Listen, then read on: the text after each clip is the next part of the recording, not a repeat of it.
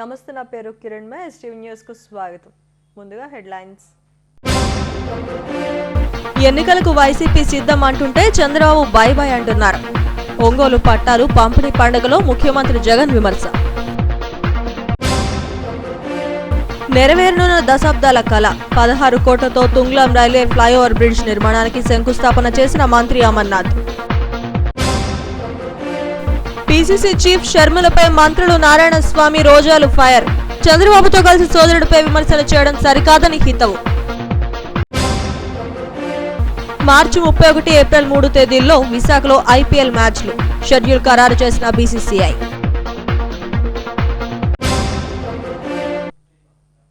చరిత్రలోనే తొలిసారిగా పేదలకు ఇంటి స్థలాలను రిజిస్టర్ కన్వెయన్స్ డీడ్ చేస్తున్నామని, తద్వారా ఆ స్థలాలపై లబ్ధిదారుడికే సర్వ హక్కులు కల్పిస్తున్నామని ముఖ్యమంత్రి జగన్మోహన్ రెడ్డి తెలిపారు. ప్రకాశం జిల్లా ఒంగోలు ఎస్ అగ్రహారంలో నిర్వహించిన పేదల ఇళ్ల పట్టాల పంపిణీలో ఆయన ప్రసంగించారు. ముందుగా ఒంగోలు తాగునీటి ప్రాజెక్టు నిర్మాణానికి శంకుస్థాపన చేశారు. ప్రకాశం జిల్లా ఒంగోలు ఎస్ అగ్రహారంలో పట్టాల పండుగ నిర్వహించారు. ఈ సందర్భంగా 31 లక్షల మందికి రాష్ట్ర వ్యాప్తంగా పేదలకు పట్టాల పంపిణీ చేస్తున్నామని ముఖ్యమంత్రి జగన్ ప్రకటించారు. ఇందులో 21,000 మంది లబ్ధిదారులకు ఇళ్ల పట్టాలు మంజూరు చేశామని, రాష్ట్ర వ్యాప్తంగా 17,000 జగనన్న లేఅవుట్లు నిర్మిస్తున్నట్టు ఆయన వెల్లడించారు. ఒంగోలులో మంచినీటి పథకానికి కూడా సీఎం జగన్ శ్రీకారం చుట్టారు. త్రాగునీటి ప్రాజెక్టుల నిర్మాణానికి శంకుస్థాపన చేశారు.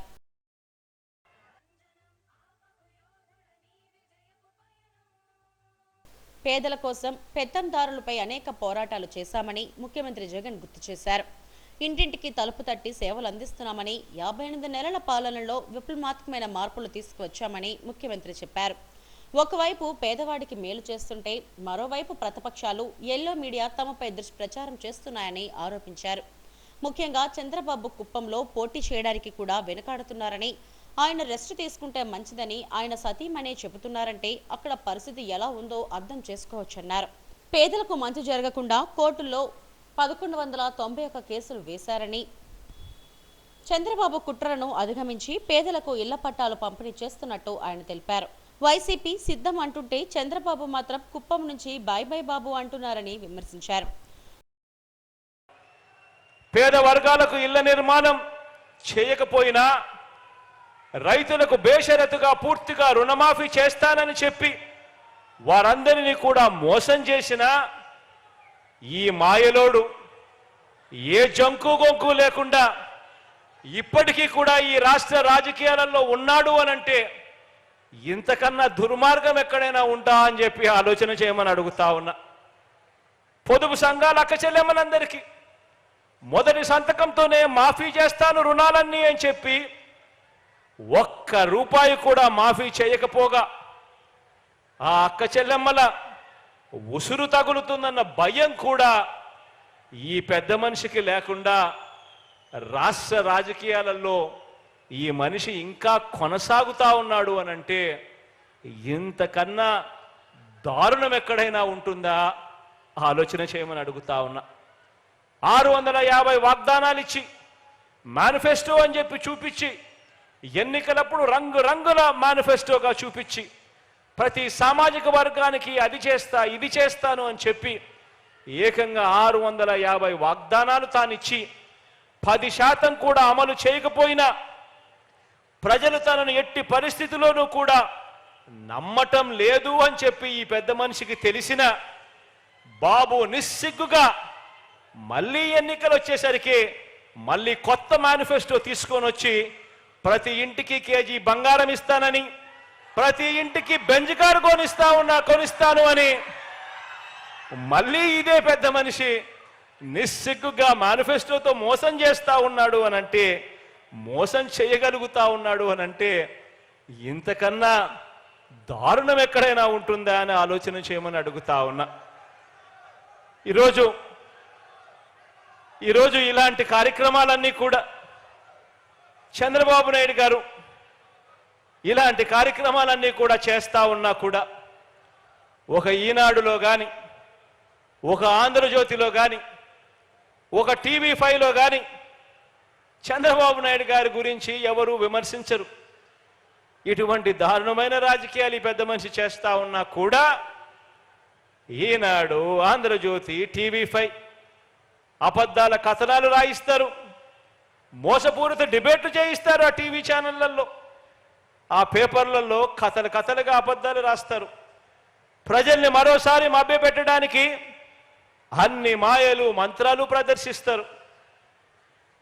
బాబు, ఈ పెద్ద మనిషి చంద్రబాబు 14 సంవత్సరాలు సీఎంగా పనిచేశాడు. 14 సంవత్సరాలు ఈ పెద్ద మనిషి సీఎంగా పనిచేశాడు. ఇదే పెద్ద మనిషి 14 సంవత్సరాలు సీఎంగా పనిచేసిన ఈ పెద్ద మనిషి, నేను అడుగుతా ఉన్నా, నీ పేరు చెబితే ప్రజలకు, పేదలకు గుర్తుకొచ్చే ఒక్క మంచైనా ఉందా, గుర్తుకొచ్చే ఒక్క స్కీమ్ అయినా ఉందా అని చెప్పి అడుగుతా ఉన్నాను. 2 చేతుల పైకైతే ఇలా ఇలా ఇలా ఇలా ఇలా ఇలా ఇలా ఇలా ఇలా. ఒంగోలు వేదికగా 21,000 మంది అక్క చెల్లెమ్మలకు పట్టాలు పంపిణీ చేశారు. 231 కోట్లు విలువ చేసే భూమిని వీరికి రిజిస్ట్రేషన్ చేసి కన్వేయన్స్ డీడ్ను కూడా అందజేశారు. ఈ కార్యక్రమంలో మంత్రులు ధర్మాన ప్రసాదరావు, మేరుగ నాగార్జున, ఆదిమూలపు సురేష్, మాజీ మంత్రి బాలినేని శ్రీనివాసరెడ్డి, పలువురు ఉన్నతాధికారులు పాల్గొన్నారు. దశాబ్దాల నాటి తుంగ్లం రైల్వే ఫ్లైఓవర్ బ్రిడ్జ్ సమస్యకు ఎట్టకేలకు పరిష్కారం లభించింది. 16 కోట్ల వ్యయంతో railway flyover bridge, approach bridge నిర్మాణానికి మంత్రి గుడివాడ అమర్నాథ్, మేయర్ గొలగాని, ఎమ్మెల్యే నాగిరెడ్డిలతో కలిసి శంకుస్థాపన చేస్తారు. ఎన్నో దశాబ్దాలుగా నిర్మాణానికి నోచుకొని తుంగ్లాం రైల్వే ఫ్లైఓవర్ బ్రిడ్జ్ నిర్మాణానికి మంత్రి గుడివాడ అమర్నాథ్ శంకుస్థాపన చేశారు. రహదారులు, భవనాల శాఖ 16 కోట్ల వ్యయంతో నిర్మాణం చేపట్టనుంది. ఫ్లైఓవర్ బ్రిడ్జ్ నిర్మాణం పూర్తయితే వడ్లపూడి, జగరాజుపేట, ఆటోనగర్ ప్రజలకు వాహనాల రాకపోకలకు మార్గం సుగమమవుతుంది. వడ్లపూడి నుండి ఆటోనగర్ వెళ్లే రహదారిలో ముత్యాలమ్మ గుడి వద్ద జరిగిన శంకుస్థాపన కార్యక్రమం రసాభాసగా మారింది. స్థానిక కార్పొరేటర్ కాకి గోవిందరెడ్డి, ఐలా చైర్మన్ రఘులకు మధ్య తీవ్ర వాగ్వివాదం చోటు చేసుకుంది. తమ ఇళ్లు, భూములు కోల్పోయి తాముంటే ఇలా ప్రత్యేకంగా శిలాఫలకం వేసుకుని శంకుస్థాపన చేయడమేంటని గోవిందరెడ్డి ప్రశ్నించారు. ప్రోటోకాల్ పాటించకుండా తమ పేర్లు కూడా రాయడం లేదని ఆయన వర్గీయులు ఆగ్రహం వ్యక్తం చేశారు. పోలీసుల జోక్యంతో పరిస్థితి సద్దుమణిగింది. అనంతరం మంత్రి అమర్నాథ్ వచ్చి మేయర్ గొలగాని హరవెంకట కుమారి, స్థానిక ఎమ్మెల్యే తిప్పర నాగిరెడ్డిలతో కలిసి శంకుస్థాపన చేశారు.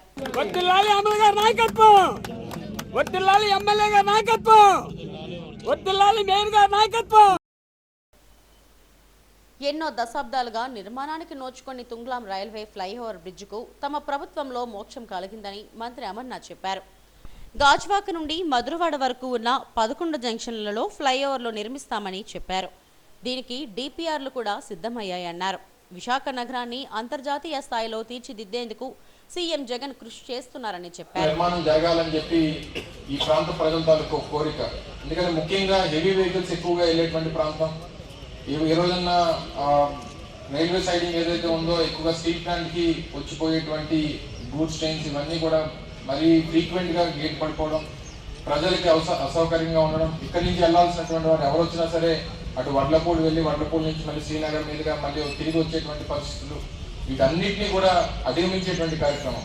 రేపు విశాఖపట్నం నుంచి ఎవరన్నా టువర్డ్స్ అనకాపల్లి వెళ్ళాలన్నా ఇలా శీలానగర్ మీద వచ్చి ఫ్లైఓవర్ మీదుగా ఇటు పూర్వనపాలెం వెళ్ళిపోయేటువంటి అవకాశం ఉంటుంది. గాజువాక్లో మరింతగా పెరిగిపోతున్నటువంటి ట్రాఫిక్ ని దాన్ని తగ్గించేటువంటి దానికి కూడా ఆస్కారం ఉంటుంది అనేటువంటి ఉద్దేశంతో ఈ ప్రపోజల్ అనేక సంవత్సరాలుగా ఉంది.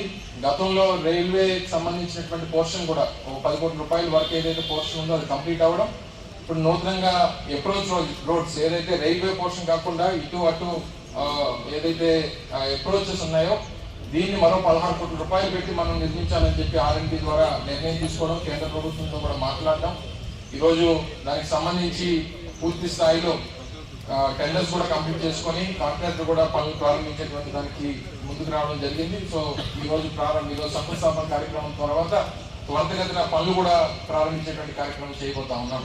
సో తర్వాత ఏవైతే స్థానికంగా ఉన్నటువంటి గ్రామస్తులకు సంబంధించినటువంటి రిప్రజెంటేషన్స్ ఏవైతే ఉన్నాయో ఫ్లైఓవర్ నిర్మాణం వల్ల ఏ రకమైనటువంటి అసౌకర్యం స్థానికంగా ఉన్నటువంటి గ్రామాలకు కలగకుండా వారు ఏవైతే గతంలో మాట్లాడారో లేదా గతంలో అప్పుడు చర్చించి కొన్ని తీర్మానాలు చేసుకున్నారో వాటన్నిటి కూడా డెఫినెట్ గా పరిశీలించి గ్రామస్తులకు ఏ రకమైనటువంటి ఏళ్లనాటి కళ నెరవేరడంతో స్థానికుల్లో హర్షం వ్యక్తమవుతుంది. ఈ కార్యక్రమంలో గాజువాక ఇన్ఛార్జ్ ఉరుకుటి చందు, కార్పొరేటర్ బోండా జగన్ తదితరులు పాల్గొన్నారు.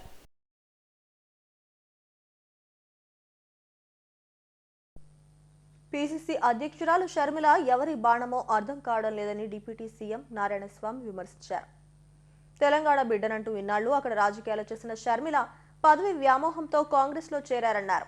తన తండ్రి వైఎస్ఆర్ను ఎఫ్ఐఆర్లో చేర్చిన ఆ పార్టీలోకి ఆమె ఎలా చేరారో షర్మిల విజ్ఞతకే వదిలేస్తున్నారని చెప్పారు. సీఎం జగన్కు ఎప్పుడూ పదవి దాహం లేదని, పేద ప్రజలు బాగుపడాలనేదే ఆయన దాహమన్నారు. దేశ చరిత్రలో ఏ ముఖ్యమంత్రి అమలు చేయని విధంగా సంక్షేమ ఫలాలు పేదలకు అందిస్తుంటే విపక్షాలు కడుపు మంటలతో రగిలిపోతున్నాయని మండిపడ్డారు. తిరుమల వచ్చిన ఆయన శ్రీవారి దర్శనం అనంతరం ఆలయం వెలుపల మీడియాతో మాట్లాడారు. ఆయన దాహం అంతా ప్రజలు తలరాత్రి పేదవాళ్ళు తలరాత్రి మార్చాలి, ప్రజలు సుఖ సంతోషం ఉండాలని నవరత్నాలు తీసుకుని రావడం జరిగింది. షర్మిలమ్మని గురించి మీరు నాతో ఎక్కువగా మాట్లాడిస్తున్నారు. ఆమె విజ్ఞతకు వదిలేస్తున్నాము. కాంగ్రెస్ పార్టీ రాజశేఖర రెడ్డి గారిని ఏ విధంగా హింసించింది, ఎఫ్ఐఆర్ పెట్టింది, జగన్మోహన్ రెడ్డిని 16 నెలలు జైల్లో పెట్టింది. ఈరోజు ఆమెకి ఏమి బాధ వచ్చిందో ఆమె విజ్ఞతకు వదిలేస్తున్నాము. కానీ ఆమె పదవి వద్దనుకునేటప్పుడు ఆమె ఎక్కడ ఉండాలా? అన్నతో ఉండాలా? ఆమెకి మన కాంగ్రెస్ అధ్యక్షురాలు వేసినారని చెప్పేసి అక్కడికి పోయి ఏ కాంగ్రెస్ అయితే చనిపోయినాక రాజశేఖర రెడ్డి పైన ఎఫ్ఐఆర్ పెట్టినారో ఆ కాంగ్రెస్తో పోయి కలుసుకొని నేను రాజశేఖర రెడ్డి బిడ్డ అంటే నన్ను అడిగితే రాజశేఖర రెడ్డిని ఆమె యొక్క రాజశేఖర రెడ్డి యొక్క ఆ చరిత్రని, ఆ తేజస్సుని దాన్ని కిందికి దించుతూ ఉండదు. జగన్మోహన్ రెడ్డి దిగాల, జగన్మోహన్ రెడ్డి దించేవాళ్ళ, ఇది తప్ప ఇంకేముండదు వీళ్ళకి. వాళ్ళ కోరిక ఏమంటే ప్రతిపక్షాల కోరిక, చంద్రబాబు కోరిక, ఈనాడు, జ్యోతి టీవీ వాళ్ళ కోరిక జగన్మోహన్ రెడ్డి పదవిని ఉంచి వెళ్ళిపోవాలి.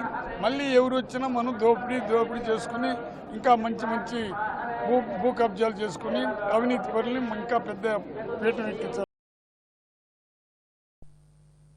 చంద్రబాబు కాంగ్రెస్ పార్టీ ఆడుతున్న నాటకంలో షర్మిలను పావుగా వాడుకుంటున్నారని మంత్రి రోజా అన్నారు. మెగా డిఎస్సీపై ఆమెకు కనీస అవగాహన కూడా లేదని విమర్శించారు. రాజకీయ అవగాహన లేకుండా ముఖ్యమంత్రిపై విమర్శలు చేయడం సరికాదన్నారు. ఆమె ఆరాటాలు, పోరాటాలు అన్ని చంద్రబాబు అండ్ కోకు లాభం చేకూర్చేలా ఉన్నాయని చెప్పారు. ఇలాంటి కుట్రలు ఎన్ని ఉన్నా ప్రజాబలం ఉన్న జగన్ మళ్లీ ముఖ్యమంత్రి కావడం ఖాయమని ధీమా వ్యక్తం చేశారు. తిరుమలలో మంత్రి మీడియాతో మాట్లాడారు. 1998, 2008, 2018 దాదాపుగా 17,000 భర్తీల్ని ఈరోజు జగన్మోహన్ రెడ్డి గారు భర్తీ చేశారు. మళ్ళీ 6,000 మంది అప్పుడు నోటిఫికేషన్ ఇచ్చారు. సో ఆమెకి రాజకీయ అవగాహన లేదు అనేది నిన్న ఆవిడ చేసిన హడావిడి చూస్తేనే అర్థమైంది. 4.5 సంవత్సరాలు ఆంధ్రాలో లేకుండా తెలంగాణ బిడ్డని, తెలంగాణ ప్రజలకు అండగా ఉంటానని ఈరోజు జగనన్న మీద విషం చింతూ షర్మిల గారు చేసే ఈ ఆరాటాలు, పోరాటాలన్నీ చూస్తే ప్రజలకు అర్థమైపోయింది. ఇది కేవలం చంద్రబాబు నాయుడు కాంగ్రెస్ కలిసి ఆడుతున్న నాటకం. దాంట్లో షర్మిల గారిని పావుగా వాడుకుంటున్నారు అనేది అందరికీ అర్థమవుతున్న విషయం. ఆయన ఎంత మంచాడు అనుకుంటా వాళ్ళ అన్న తమ్ముళ్ళకి, అక్క చెల్లెలకి లేదా భార్యలకి చెప్పాల్సిన అవసరం ఉంది. ఏదో మాట్లాడటం పిచ్చి మాటలు తప్ప మరొకటి కాదు. ఈరోజు రాజశేఖర రెడ్డి బిడ్డగా రాజశేఖర రెడ్డి గారు జగనన్నకి, షర్మిలమ్మకి పేరు ప్రఖ్యాతులతో పాటు ఆస్తులు అన్ని కూడా పీఎం పాలెంలోని YSR stadium Indian Premier League IPL కు ఆతిథ్యం ఇవ్వనుంది. ఇప్పటికే 4 జట్లకు హోమ్ గ్రౌండ్ గా నిలిచిన ఈ స్టేడియం ఈసారి ఢిల్లీ క్యాపిటల్స్ కు హోమ్ గ్రౌండ్ గా నిలవనుంది. ప్రస్తుతం 17వ IPL సీజన్లో డిఫెండింగ్ ఛాంపియన్ హోదాలో బరిలోకి దిగుతున్న చెన్నై సూపర్ కింగ్స్ మ్యాచ్ కు విశాఖ వేదికగా మారింది. IPL మ్యాచ్లు విశాఖలో సందడి చేయనున్నాయి. మరో 38 రోజుల్లో ఫ్లడ్ లైట్ల వెలుతురులో IPL మ్యాచ్లు పీఎం పాలెంలోని వైఎస్ఆర్ స్టేడియంలో నిర్వహించనున్నారు. తొలి విడత 2 మ్యాచ్లకు అవకాశం కల్పించారు. మార్చి 31వ తేదీన ఢిల్లీ క్యాపిటల్స్తో చెన్నై సూపర్ కింగ్స్, ఏప్రిల్ 3న ఢిల్లీ క్యాపిటల్స్తో కోల్కతా రైడర్స్ మ్యాచ్లు విశాఖ వేదికగా జరగనున్నాయి. ప్రస్తుత సీజన్లో తొలి విడతలో 21 మ్యాచ్లు 10 నగరాల్లో 2 వారాల పాటు జరుగుతుండగా అందులో 2 మ్యాచ్లు విశాఖలో నిర్వహించేందుకు BCCI షెడ్యూల్ ఖరారు చేసింది. IPL మ్యాచ్లకు విశాఖ వేదిక కావడం సంతోషించదగ్గ విషయమని ఆంధ్ర క్రికెట్ అసోసియేషన్ గౌరవ కార్యదర్శి SR గోపీనాథ్ రెడ్డి అన్నారు. 2 మ్యాచ్లు విశాఖలో జరుగుతాయని BCCI కూడా ఇందుకు షెడ్యూల్ ఖరారు చేసిందని చెప్పారు. త్వరలోనే ఇంటిగ్రేటెడ్ ఇంటర్నేషనల్ క్రికెట్ స్టేడియాన్ని 50,000 మంది సామర్థ్యంతో నిర్మించేందుకు సన్నాహాలు చేస్తున్నామన్నారు. సుమారు 50 ఎకరాల్లో దీన్ని నిర్మిస్తున్నట్టు వెల్లడించారు. చాలా రోజుల తర్వాత అంటే మా టెన్యూర్లో ఇంతవరకు ఐపీఎల్ జరగదు, ఫస్ట్ టైం జరగబోతుంది. Vizag is a better place. ఎందుకంటే మన జరిగిన టెస్ట్ మ్యాచ్ చూస్తే చాలామంది అన్నారు ఇంతమంది టెస్ట్ మ్యాచ్ చూడడానికి కూడా ఇంతమంది వస్తున్నారా అని. యూజువల్లీ క్రికెట్ ఎవరైతే ఐపీఎల్ ఫ్రాంచైజీకి కూడా ఇది ఒక జెన్యూన్ ప్లేస్ ఇక్కడ ఐపీఎల్ మ్యాచెస్ అని డిసైడ్ కావడం, వాళ్ళు ఆడడం జరుగుతుంది. అలానే మీరన్న ఇంటిగ్రేటెడ్ ఇంతకుముందు చాలా రోజులు అనుకుంటున్నాం, అది దాదాపు కార్యరూపం దాల్చేసింది. త్వరలో ఫౌండేషన్ స్టోన్ కూడా వేయబోతాం. ఒక ఇంటర్నేషనల్ స్టేడియం వైజాగ్, ఒక ఇంటిగ్రేటెడ్ స్టేడియం మోరార్లెస్ ఒక 50,000 కెపాసిటీతో దాదాపు స్ప్రెడ్ విత్ 50 ఏకర్స్లో ఒక మంచి స్టేడియం స్టార్ట్ చేయబోతాం. కాబట్టి అది కూడా ఒక మన విశాఖపట్నానికి తలమానికం అవుతుంది. ఎందుకంటే surrounded by so many districts, మన నాట్ ఓన్లీ ఆంధ్రప్రదేశ్, పక్కనున్న ఒరిస్సా కానీ, ఛత్తీస్గఢ్ కానీ, కర్ణాటక, మన వెస్ట్ బెంగాల్ కానీ, ఇక్కడ ప్రతి మ్యాచ్ జరుగుతున్నప్పుడు ఆ యొక్క ఎన్విరాన్మెంట్ చూస్తుంటాం. దాన్ని ఎన్హాన్స్ చేయాలి. పెద్ద పెద్ద టోర్నమెంట్స్, వరల్డ్ కప్స్ జరగాలని అంటే మనకు అలాంటి స్టేడియం కావాలి. కాబట్టి మీరు చూస్తున్న క్రమంలో పార్కింగ్ విషయంలో కానీ, ప్రతి ట్రాఫిక్ కంజెషన్ విషయంలో కానీ ఇబ్బంది పడుతుంటాం ప్రజెంట్ ఉన్న దాంతో. ఇంకోటి కూడా ఈరోజు స్టార్ట్ చేస్తే రేపు పొద్దున్న రాదు మనకి. It will take minimum 3 to 4 years time. Visakha IPL మ్యాచ్లకు వేదిక కావడంతో ప్రపంచవ్యాప్తంగా గుర్తింపు రానుంది. రాష్ట్ర ప్రభుత్వం క్రీడలకు అధిక ప్రాధాన్యమిస్తుంది. వంటలోని ఘోష ఆసుపత్రిలోని విద్యుత్ అవసరాలు తీర్చడం కోసం 80 కిలోవాట్ల సామర్థ్యం కలిగిన సోలార్ విద్యుత్ ప్లాంట్ను జిల్లా కలెక్టర్ డాక్టర్ మల్లికార్జున ప్రారంభించారు. సిఎస్ఆర్ కింద ఆర్ఎస్ఎల్ఆర్, మిట్టల్, నిప్పల్ స్టీల్ ఇండియా కంపెనీలు ఈ ప్యానెల్స్ను సమకూర్చాయి. జిల్లా కలెక్టర్ లాంఛనంగా ప్రారంభించారు. ఈ సోలార్ ప్లాంట్ ద్వారా నెలకు 8,000 నుంచి 9,000 యూనిట్ల విద్యుత్ వస్తుందని, దీనివల్ల ఆసుపత్రిలో ఇక నుంచి విద్యుత్ కొరత ఉండదని కలెక్టర్ స్పష్టం చేశారు. ఈ కార్యక్రమంలో సూపరింటెండెంట్ డాక్టర్ రవీంద్రనాథ్, కంపెనీల ప్రతినిధులు పాల్గొన్నారు.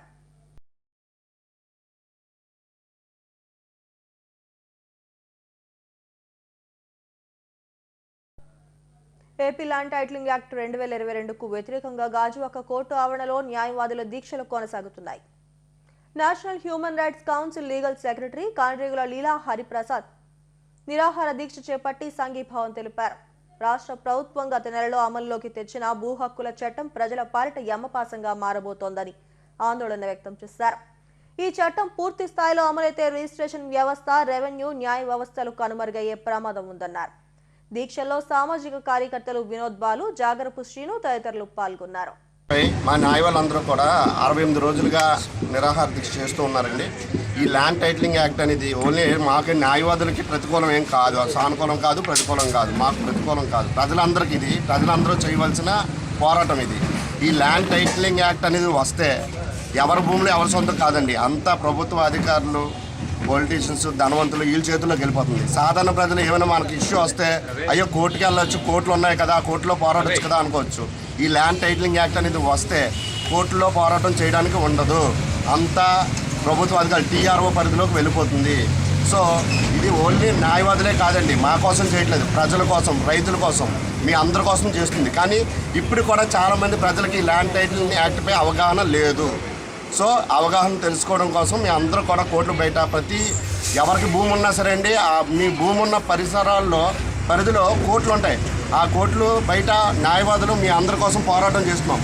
దయచేసి ప్రతి ఒక్కరు కూడా మా న్యాయవాదులు చేసే పోరాటాలని అనకాపల్లి కానీ, యలమంచిలు కానీ, విశాఖపట్నం కానీ, భీమిలు కానీ, విజయనగరం కానీ అన్ని కోర్టులు బయట మేము ఫైట్ చేస్తున్నామండి ప్రజల కోసం. సో అందరూ కూడా ప్రజలందరూ దీని గురించి తెలుసుకొని మా న్యాయవాదులతో పాటు ముందుకు వచ్చి ఈ ల్యాండ్ టైటిలింగ్ యాక్ట్పై పోరాటం చేస్తారని, రద్దుపరిచే వరకు యుద్ధం చేస్తారని. దేశభక్తిని పెంచే చిత్రం ఆపరేషన్ వ్యాలంటైన్ అని మెగా ప్రిన్స్ వరుణ్ తేజ్ అన్నారు. ఎయిర్ ఫోర్స్ బ్యాక్ డ్రాప్ గా తీసిన ఈ సినిమా మార్చి 1వ తేదీన విడుదలవుతోందని వెల్లడించారు. బీచ్ రోడ్లోని ఓ హోటల్లో మీడియాతో మాట్లాడారు. విజయవాడ, విశాఖ నగరాల్లో ఈ చిత్ర ప్రమోషన్ కార్యక్రమాలు నిర్వహిస్తున్నట్లు చెప్పారు. 2019 ఫిబ్రవరిలో పుల్వామా ఘటనలో సిఆర్పీఎఫ్ జవాన్లు మరణించారని, ఈ కోవర్ట్ ఆపరేషన్ సక్సెస్ ను తెరకెక్కించామని వెల్లడించారు. భారత్, పాకిస్తాన్ దేశాల మధ్య దాదాపు 50 ఏళ్ల పాటు జరిగిన యుద్ధం వెనుక నిజమైన కథతో చిత్రాన్ని నిర్మించినట్లు ఆయన వెల్లడించారు. కానీ కొన్నిసార్లు ఇలా నిజం కథలు, మన దేశంలో జరిగే కథలు, మన జవాన్లు చేసే సాక్రిఫైసెస్, వాళ్ళు చేసే గొప్ప గొప్ప విన్యాసాల గురించి ఎన్నో వందలాది, ఎన్నో హండ్రెడ్స్ ఆఫ్ సిచ్యువేషన్స్లో, ఇన్సిడెంట్స్లో ఇలాంటివి ఉన్నాయి. కానీ అట్లీస్ట్ ఈ మధ్యన జరిగింది ఒకటి, జనాల దగ్గరికి నిజంగా దాని వెనకాల ఎంత కష్టం, ఎంత సాక్రిఫైస్ ఉందనేది జనాలకి తెలియాలి, ఆడియన్స్కి తెలియాలన్న ఉద్దేశంతో ఈ ఆపరేషన్ వ్యాలంటైన్ అనే సినిమాని మేము చేయడం జరిగింది. అండ్ బట్ ఒక సినిమా బాగాలేదంటే దాని వెనకాల నిజంగా ఏదో కారణం ఉండే ఉంటుంది, ఏదో కనెక్ట్ అయ్యేది, ఏదో విషయం సరిగ్గా లేనిదే. బట్ ఆ విషయాలు ఏవి మీరు అన్నట్టు ఇందాక అట్లీస్ట్ నా ప్రీవియస్ ఎక్స్పీరియన్సెస్ నుంచి రెక్టిఫై చేసుకుని అవి జరగకుండా ఎమోషన్ అనేది స్ట్రాంగ్గా ఉండాలన్న అదే మిస్ అయిందని అనుకున్నాం 2-3 సినిమాలో. కానీ ఈ నేపథ్యం ఎయిర్ ఫోర్స్ అయినా కూడా ఎమోషన్ అనేది సినిమాలో డ్రైవ్ చేసే దేశభక్తి అనే ఎమోషన్ చాలా స్ట్రాంగ్గా ఉంటుంది, ప్రతి భారతీయుడికి ప్రతి ఒక్కరికి కనెక్ట్ అయ్యేలా ఉంటుందనే ఉద్దేశంతో నమ్మకంగా చేసిన సినిమాని. స్క్రిప్ట్కి ఏది డిమాండ్ చేస్తారో అదే ఇస్తారు. ఒక యాక్టర్గా అయినా నేను, ఒక మ్యూజిక్ డైరెక్టర్గా అయినా ఆయనకు లవ్ స్టోరీ ఇస్తే లవ్ స్టోరీ ఫీల్ ఎలా ఉంటుంది దాని ప్రకారంగానే మ్యూజిక్ ఇస్తారు. ఈ సినిమాకి వచ్చినప్పటికీ తను ఫస్ట్ నుంచి ఆబ్వియస్లీ ఏంటంటే కథలో నిజంగా సబ్స్టెన్స్ ఉండి సినిమాలో కథలో ఎమోషన్ ఉంటే అది కరెక్ట్గా డైరెక్టర్ మ్యూజిక్ డైరెక్టర్ కన్వే చేయగలిగితే డెఫినెట్లీ ఆ మ్యూజిక్ అనేది చాలా అద్భుతంగా వస్తుంది ఏ సినిమాలో అయినా. అండ్ ఈ సినిమాలో స్కోర్ చాలా ఇంపార్టెంట్. వందే మాత్రం ఒక సాంగ్ తీశాడు, అది మేము Wagah border Attari Wagah border release చేసాం. అంటే గూస్ బంప్స్ వచ్చేలా ఉంటుంది ఆ పాట. అంటే ఆడియోలో ఫోన్లో విన్నప్పుడు ఎలా ఉంటుందో తెలియదు, రేపు పొద్దున్న సినిమాలు చూస్తున్నప్పుడు ఆ విజువల్స్ మీద ఆ టైంకి ఆ పాట పడినప్పుడు నిజంగా చాలా చాలా ఇంపాక్ట్ ఉంటుంది. అంటే మాటల్లో చెప్పని ఫీలింగ్స్ని ఒక చిన్న ట్యూన్తో చాలా వరకు ఎమోషన్ని కన్వే చేయగలుగుతానంటారు. అండ్ అలాంటి మ్యూజిక్ వాళ్ళని చూసుకోవడానికి. బట్ ఒక సోల్జర్ మాత్రమే మొత్తం భారతదేశంలో ఉండే 130 కోట్ల మంది వాళ్ళ ఫ్యామిలీని అనుకుంటేనే వాళ్ళ సొంత ఫ్యామిలీని పక్కన పెట్టి బార్డర్ దగ్గరికి ఫైట్ చేస్తారు. అలాంటి సోల్జర్ కథని జనాలకి చూపించాలి అని ఉద్దేశంతో సినిమా తీసాం. అండ్ అందరికీ దేశభక్తిని డెఫినెట్గా ఎవోక్ చేసేలా ఉంటుంది ఈ సినిమా. మన సోల్జర్స్ మీద రెస్పెక్ట్ మరింత అంచెలంచెలుగా పెరిగే సినిమా అవ్వదు. మహిళలు, రైతులు, కార్మికులకు రక్షణ లేని ప్రభుత్వాలను గద్దె దింపాలని 5వ ఆల్ ఇండియా అధ్యక్ష కార్యదర్శులు పీకే శ్రీమతి ధావిలలు పిలుపునిచ్చారు. బీజేపీకి దానికి మద్దతు ఇస్తున్న రాష్ట్రాల్లో ప్రజలకు రక్షణ లేకుండా పోయిందని ఆందోళన వ్యక్తం చేశారు. వచ్చే ఎన్నికల్లో ఈ ప్రభుత్వాన్ని గద్దె దింపాలని పిలుపునిచ్చారు.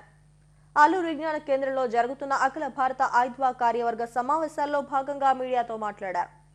బీజేపీ ప్రభుత్వం 9 ఏళ్ల నుండి పెట్టుబడిదారీ అనుకూల విధానాలను అవలంబిస్తోందన్నారు. సబ్కా సాథ్ సబ్కా వికాస్ అని మోడీ ప్రభుత్వం చెబుతోందని, ఇది కేవలం కార్పొరేట్ సంస్థలకే వెలుగునిస్తోందని దుయ్యబట్టారు.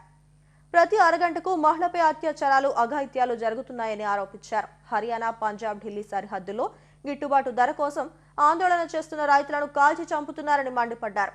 వచ్చే ఎన్నికల్లో బీజేపీకి తగిన గుణపాఠం చెప్పేందుకు అవసరమైన కార్యాచరణ రూపొందిస్తున్నట్లు వెల్లడించారు. ధరలు ఎంత పెరిగినా కానీ మర్చిపోవు, ఆడవాళ్ళ మీద ఎంత దుర్మార్గాలన్నా కానీ మేము చేస్తాం, మీరు మాత్రం నోరెత్తద్దు.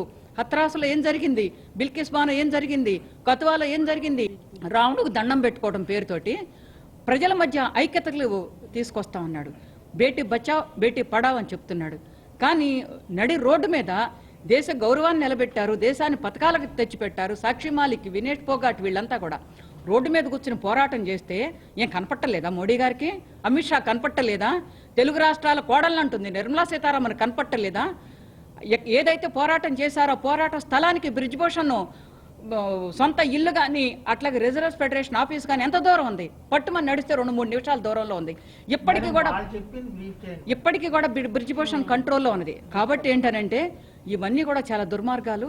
వీటిని ఎట్లా కంట్రోల్ చేయాలి, ఎట్లా పోరాటం చేయాలనేది వాళ్ళ ప్రభుత్వానికి ఎదురు దెబ్బలు కూడా తగులుతున్నాయి. సుప్రీంకోర్టు జడ్జిమెంట్ చూసాం మనం, ఎలక్టోరల్ బాండ్స్కి సంబంధించి ఏం చెప్పిందని చెప్పేసి. ఇది కూడా మన గమనంలో ఉంచుకోవాలి. ఫార్మర్స్, అన్నం పెట్టే రైతులు రోడ్ల మీదకి వచ్చారు. వాళ్ళకి రోడ్ల మీద మేకులు కొట్టి కాల్పులు జరిపి ఇంత దుర్మార్గం చేస్తావా? దీనికి చూస్తూ ఊరుకోవటానికి సిద్ధంగా లేదు. రైతులకి అప్పులు ఇవ్వటానికి, సెల్ఫ్ హెల్ప్ గ్రూపులకు అప్పులు ఇవ్వడానికి చేతుల్లో డబ్బులు లేవా? కానీ అదానీలకు, అంబానీలకి కట్టబెట్టడానికి మాత్రం లక్షల కోట్ల రూపాయలు, 15 లక్షల కోట్ల రూపాయలు డబ్బులు నీకు వస్తాయా? ఔటర్ హార్బర్ అదానికి కట్టబెడతావా? గంగవరం పోర్టు అదానికి కట్టబెడతావా? ఇవన్నీ ప్రశ్నిస్తా ఉన్నాం. రైతులపై దాడులను నిరసిస్తూ జీవీఎంసీ గాంధీ విగ్రహం ఎదుట అఖిలపక్ష కార్మిక సంఘాలు బ్లాక్ డే నిర్వహించాయి. దేశానికి అన్నం పెడుతున్న రైతులపై బీజేపీ ప్రభుత్వం కాల్పులు జరిపించి శుభకరణ్ సింగ్ అనే రైతును పొట్టన పెట్టుకుందని నేతలు మండిపడ్డారు. హర్యానా సీఎం, కేంద్ర హోంమంత్రి దీనికి నైతిక బాధ్యత వహించి రాజీనామా చేయాలని డిమాండ్ చేశారు. నిరసనలో జగ్గునాయుడు, అచ్యుతరావు, ఈశ్వరరావు తదితరులు పాల్గొన్నారు. కేంద్రంలో మోడీ ప్రభుత్వం అమలు చేయలేదు, తొంగలో దొక్కింది. అందుకని ఆ ఒప్పందాన్ని అమలు చేయమని చెప్పని చలో ఢిల్లీ కార్యక్రమానికి రైతులు న్యాయబద్ధంగా, ప్రజాస్వామ్యంగా చలో ఢిల్లీ కార్యక్రమానికి పిలుపునిచ్చారు. పిలుపునిస్తే హర్యానా సరిహద్దు దాటకుండా హర్యానా బీజేపీ ప్రభుత్వం వారి మీద కచ్చబోని పోలీసులు ఉపయోగించి, బాష్పాయుధాలు ఉపయోగించి, రబ్బర్ బుల్లెట్లు ఉపయోగించి పోలీస్ కాల్పులు జరిపించి రైతును పట్టబెట్టుకుంది. అంటే దేశానికి అన్నం పెట్టే రైతుకి ఈరోజు హాని చేస్తూ ఉంది. ఈ దుర్మార్గమైన చర్యని సిఐటియు, ఏఐటిసి తదితర అఖిలపక్ష కార్మిక సంఘాలు, ప్రజా సంఘాలు తీవ్రంగా ఖండిస్తున్నాయి. ఈ ద్రోహానికి వ్యతిరేకంగా, ఈ కూనీతత్వానికి వ్యతిరేకంగా దేశవ్యాప్తంగా ఈరోజు నిరసన కార్యక్రమం చేపట్టాలని భావించాం. ఎవరైతే పోలీస్ అధికారులు రైతు మీద కాల్పులు పురుగొల్పారో 302 సెక్షన్ ప్రకారంగా కేసు నమోదు చేయాలి. ఏమాత్రం కేంద్ర హోంశాఖ మంత్రికి బాధ్యత ఉన్నా సరే దీన్ని నైతిక బాధ్యత వహించి రాజీనామా చేయాలి. అలాగే హర్యానా ముఖ్యమంత్రి ఖట్టర్ ఖచ్చితంగా రాజీనామా చేయాలని చెప్పని మేము డిమాండ్ చేస్తూ ఉన్నాం. దీంతోపాటు హత్యకు గురైనటువంటి రైతు ఎవరైతే ఉన్నారో కుటుంబానికి ₹1 కోటి నష్టపరిహారం చెల్లించాలి. దీంతోపాటు కేంద్ర ప్రభుత్వం గతంలో ఇచ్చిన హామీ ప్రకారంగా స్వామినాథన్ కమిటీ సిఫార్సుల ప్రకారంగా స్వామినాథన్ గారికి ఏమొచ్చి భారతరత్న అవార్డు ప్రకటిస్తారు. రెండో వైపు నుంచి స్వామినాథన్ కమిటీ సిఫార్సు చేసింది ఏమని, రైతులు ఆత్మహత్య చేసుకుంటున్నారు, వాళ్ళ పంటల పెట్టుబడి పెరిగిపోయింది, గిట్టుబాటు ధర లేక అప్పులు పాలైపోయి అవమానాలు భరించలేక ఆత్మహత్య చేసుకుంటున్నారు. ఈ దేశాన్ని రైతాంగం సుభిక్షంగా ఉండాలంటే, దేశం సుభిక్షంగా ఉండాలంటే రైతుల పంటకు వాళ్ళ రైతుల కృషి, వాళ్ళ శ్రమ, దాని పెట్టుబడి అదనంగా 50% కలిపి గిట్టుబాటు నిర్మించాలని చెప్పని స్వామినాథన్ కమిటీ సిఫార్సు. పోర్టు ఉద్యోగుల్లో క్రీడా సామర్థ్యం పెంపొందించడంతో పాటు ఉద్యోగుల్లో మానసిక ఉల్లాసాన్ని పెంచేందుకు క్రీడలు దోహదపడతాయని పోర్టు చైర్మన్ డాక్టర్ అంగముత్తు అన్నారు. పోర్ట్ ఇండోర్ స్టేడియంలో నిర్వహిస్తున్న 39వ all India major sports kabaddi championship పోటీలను ఆయన ప్రారంభించారు. Major port sports control board, Visakha port sports council ఆధ్వర్యంలో నిర్వహిస్తున్న ఈ పోటీల్లో దేశంలోని 8 మేజర్ పోర్టుల నుండి క్రీడాకారులు పాల్గొన్నారు. నిత్యం పని ఒత్తిడిలో ఉండే పోర్టు ఉద్యోగుల్లో మానసిక ఉత్తేజాన్ని నింపేందుకు ఇలాంటి క్రీడలు దోహదపడతాయని పోర్ట్ చైర్మన్ అంగముత్తు అన్నారు. మహిళలు, దివ్యాంగులకు కూడా క్రీడల్లో తగిన ప్రాధాన్యం కల్పించామన్నారు.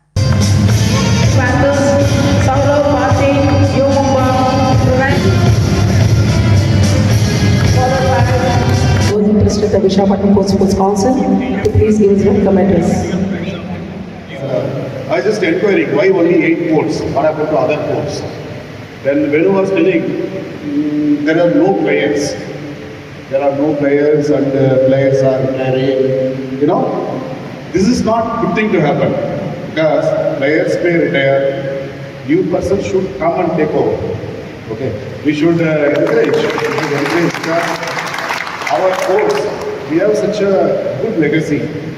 And I was told there are people who participated in national level, who participated in even Asian Olympics. That level that, you know, there are people who participated who sports were contributed. So my point is, let us inculcate this culture of, you know, producing players. And a player, forget about national, international, at least for sport identity, we need, you know, like all of them, right? So I encourage all the ports to do more activities in sports and games. And from Vizag side, yesterday I was taking briefing from about this program from my secretary and Shukma. Headlines మరోసారి. ఎన్నికలకు YCP సిద్ధం అంటుంటే Chandrababu by by అంటున్నారు. ఒంగోలు పట్టాలు పంపిణీ పండుగలో ముఖ్యమంత్రి జగన్ విమర్శ. నెరవేరనున్న దశాబ్దాల కళ 16 కోట్లతో తుంగ్లం రైల్వే ఫ్లైఓవర్ బ్రిడ్జ్ నిర్మాణానికి శంకుస్థాపన చేసిన మంత్రి అమర్నాథ్.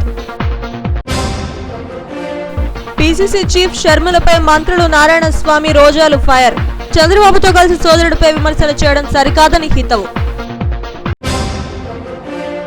మార్చి 31, ఏప్రిల్ 3 తేదీల్లో విశాఖలో ఐపీఎల్ మ్యాచ్లు షెడ్యూల్ ఖరారు చేసిన బీసీసీఐ. ఈ వార్త ఇంతటితో సమాప్తం. మరిన్ని వార్తా విశేషాల కోసం చూస్తూనే ఉండండి STV న్యూస్.